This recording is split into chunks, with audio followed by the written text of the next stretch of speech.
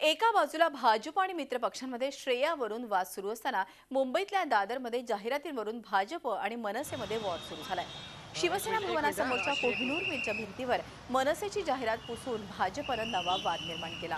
या ठिकाणी भाजपनं शिवस्मारकाची जाहिरात रंगवली, त्यामुळे संतप्त झालेल्या मनसे कार्यकर्त्यांनी भाजपच्या जाहिरातीवर रंग फिरवला।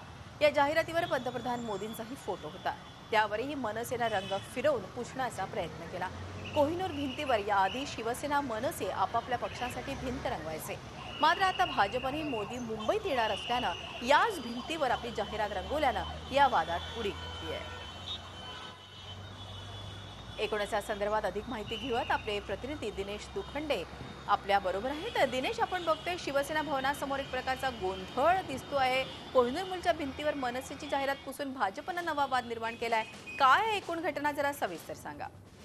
होय, याआधी शिवसेना आणि भाजपमध्ये प्रकल्पांच्या श्रेयावरून स्पर्धेचं राजकारण अवघ्या महाराष्ट्राने बघितलेलं आहे आणि वेळोवेळी हा संघर्ष तीव्र झालेला आहे। पण हे सगळं घडत असताना आणि उद्या शिवस्मारकाचं भूमिपूजन असताना शिवसेना आणि भाजपची लढाई सुरू असताना मनसे विरुद्ध भाजप असाही संघर्ष आपल्याला बघायला मिळतो आहे। काल रात्रीची घटना आहे। शिवसेना भवनासमोरील कोहिनूरची जी भिंत आहे त्यावर याआधी शिवसेना आणि मनसेच्या जाहिराती रेखाटल्या जायच्या।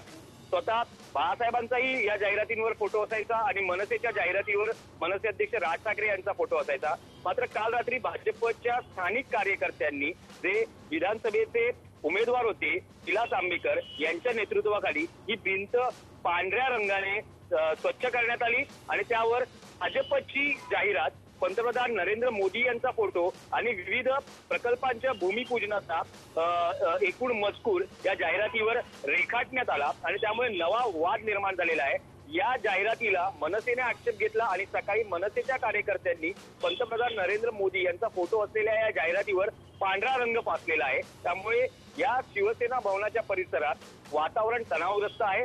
सध्या पोलीस घटनास्थळी दाखल झालेले आहेत आणि या वादावर पडदा टाकण्याचा प्रयत्न सुरू आहे। या संपूर्ण जाहिरातीला आता पांढऱ्या पडद्याने झाकण्यात आलेला आहे।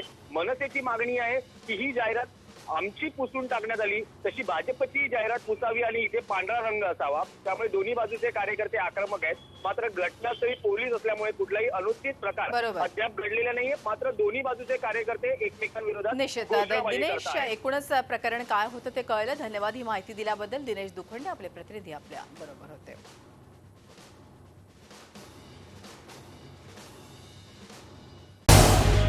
झी 24 तास रहा एक पाऊल पुढे।